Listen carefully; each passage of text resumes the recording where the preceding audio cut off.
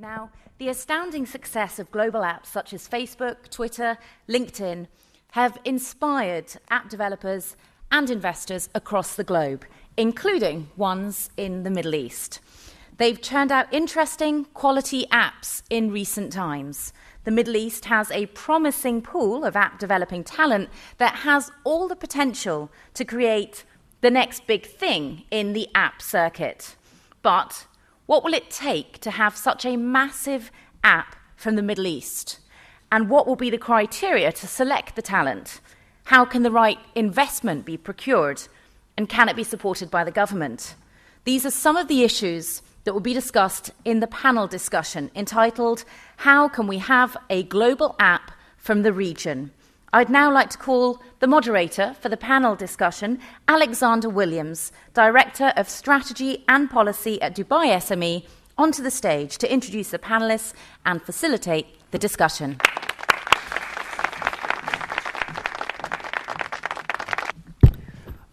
Good morning, ladies and gentlemen. We'll now set for this panel, and I think it's going to be a very interesting discussion about how we can create ecosystem for the next app for the Middle East. And we have a very distinguished panel. I would like you to pay attention to the credentials. First, I'd like to invite Nina Curley. Nina Curley is the Managing Director of Flat 6 Labs in Abu Dhabi, a startup accelerator designed to support early-stage companies with a focus on media and content. Prior to that, Nina served as the former editor-in-chief of WAMDA, the largest entrepreneurship news in the Middle East covering business and technology. She also launched WAMDA for Women, an initiative to support female founders, and is the founder of WAIN, or WAIN, the first women's angel investment network in Dubai. So after the session, if you want to inquire about raising funds from Nina, she can advise you. And she's written for Al Jazeera, The Washington Post. She holds a BA with honors from Stanford University and an MA in cognitive neuroscience from NYU. So she can also psychoanalyze you. Hello. Oh, this is working. Okay, great. The next distinguished panel is Amir Farid, Managing Director of U2 Technologies Middle East. His credentials are: he's a seasoned C-level strategy and management executive who has worked in the global financial, technology, and media sectors for the past 19 years, with an increasing emphasis on technology service delivery. In 2013, U2 Technologies began its MENA expansion, and Mr. Farid was approached to advise them on their rollout strategy.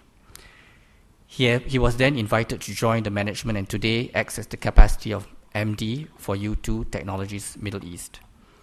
Mr. Farid's responsibilities have included developing and driving strategic technology. He has lived and worked across different markets: Hong Kong, New York, Europe, ASEAN region, Southeast Asia, and MENA. He's a very experienced and seasoned Middle Eastern ecosystem, and we will hear his views on this. Finally, we are privileged to have Mr. Ali Sulaiman Al-Tahir, Chairman of AST Group, an engineer by training. Mr. Ali is AST Group holding company's chairman and founded in 2002.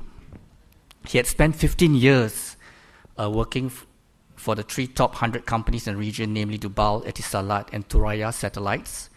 He has also worked with and received formal training from the top 500 global companies such as GE, Ericsson, Siemens, and Motorola. He holds a degree in engineering disciplines including electrical, electronics, electromechanical, instrumentation, information technology, and computer science. And I'm from Singapore, so in Singapore we are obsessed with engineering, so I usually like engineers. Now, with our distinguished panel, I would like to just throw open a preamble. Basically, the question is, can the region produce a global apps? What does it take? What is the ecosystem? We always hear the word ecosystem. What does the ecosystem really mean? I'm a geographer and economist by training, so I'm very sensitive about what the city dynamics are in different countries. So a city of Dubai is very different from Singapore, where I came from.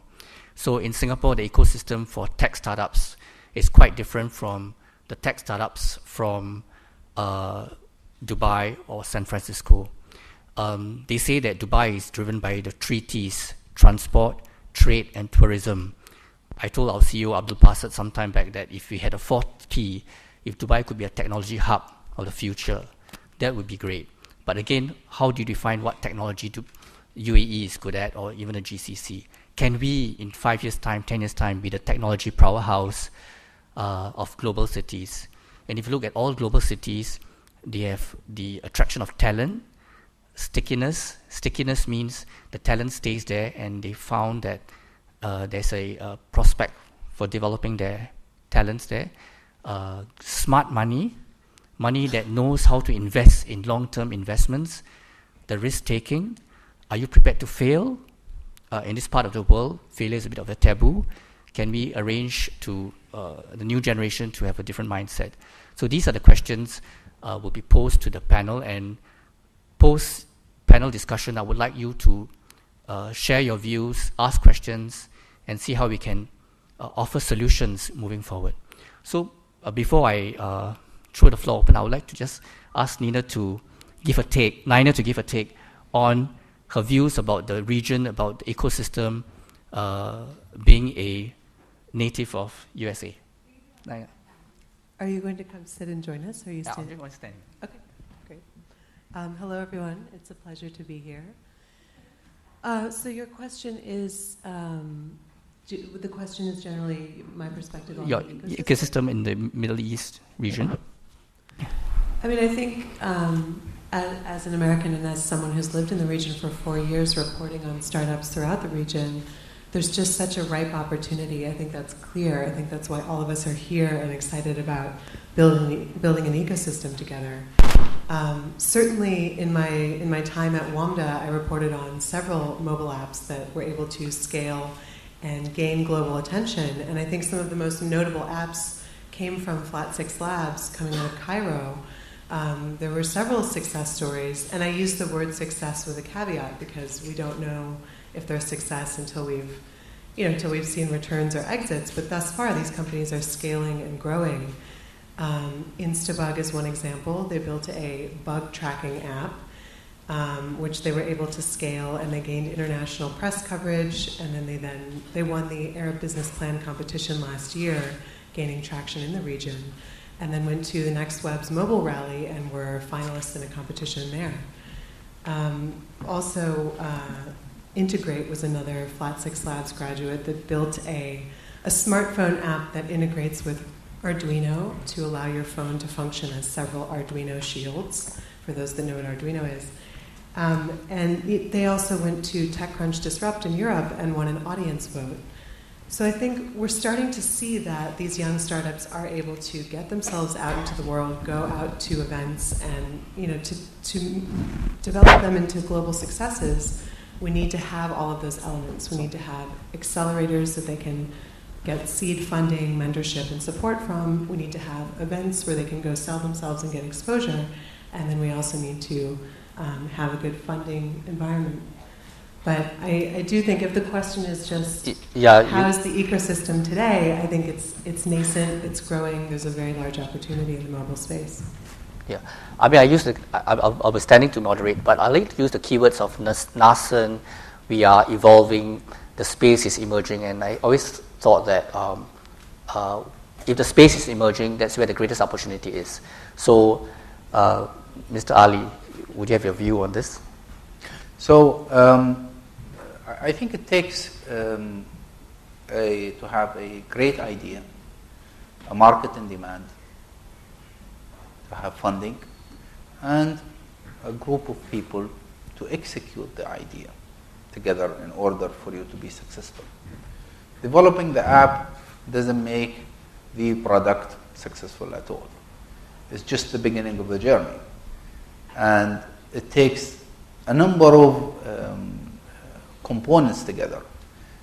The most critical component, I think, is to have the right team and the right people around you. I was involved in my first venture. We've invested with a bunch of other friends of mine back in maybe 1991. We had a great idea, and that evolved into an international patent, which we started to produce somewhere in Singapore. And the market was huge. The idea was fantastic. We failed to collaborate together as shareholders, as equity holders, in order to decide what direction we're going into. And that's where mentorship comes in. That's where coaching comes in. You need to be within an environment that's going to give you the guidance, apart from having the right tools also in place. Sometimes you have to be in the right time. Sometimes you're too early, sometimes you're too late. So I think what needs to be done, and my advice to everyone, if they wanted to develop an app in here, and the experience tells us from successful people in this region, you need to have the right people around you. Ecosystem, yes, it's very important. It started to develop. We're starting to see, I think this is the second accelerator that I see in the last maybe 6 months. And there is another accelerator that's been here in Dubai operating for a number of years. And this is all good news for people who want to establish in here and who want to do the next big app in here. Do we have the next phase, which is the exit? Typically, innovators are very good at first stage, but then they fail at growth. Myself, I hate to look at routine, I hate to look at numbers, so I need to have next to me somebody that's really very good at numbers and somebody that has an equity into the company. I don't need to follow with him on the details, he just gives me the summary.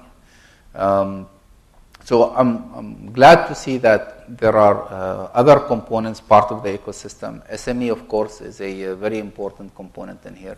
That we've been quite fortunate also with SME. We're a member of SME. SME has helped us at least on a couple of occasions. And the involvement of SME has been very fruitful for us. I think I can see the ecosystem evolving. A few months ago, or maybe almost back to 1 year, we were excited about crowdfunding, which we don't hear much about nowadays in here. For some reason, it has not picked up. We felt that that would help the initial smaller ideas gain a little bit of ground.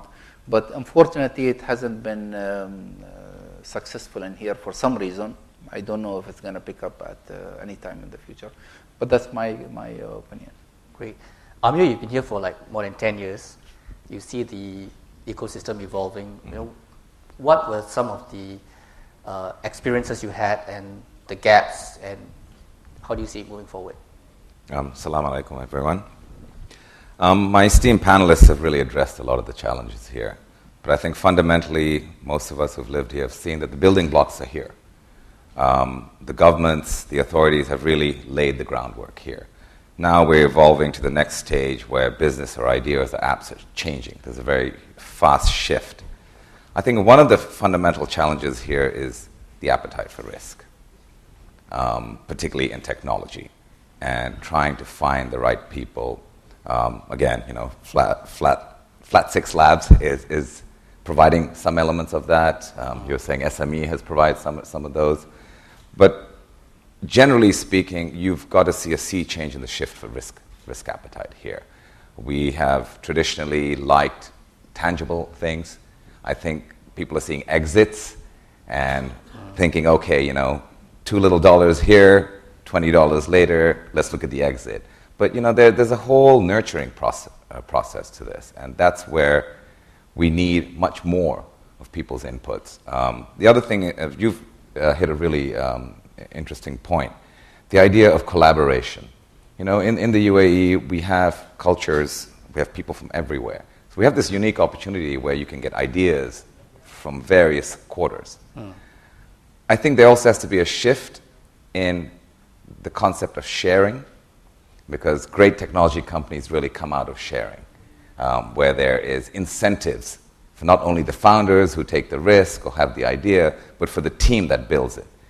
And that really is one of the cruxes, where if I think people are incentivized and they really feel a sense of ownership, you're going to see a lot more of it. Yeah. But in a nutshell, I think the ecosystem is there. One of the other things that we need, I think, more of is a public-private sector partnership. Right. You see the government doing a lot of things. It's not fair to ask the government to also throw in capital. They're providing a lot of different things. The private sector is doing things.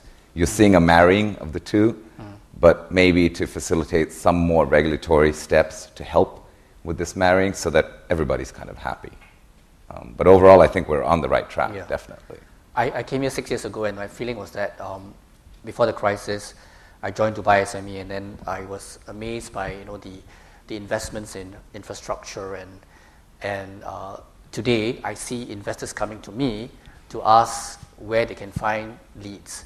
So I found out that information is a premium in the UAE, in this part of the world, and if apps can develop information that meets demand, that would be great.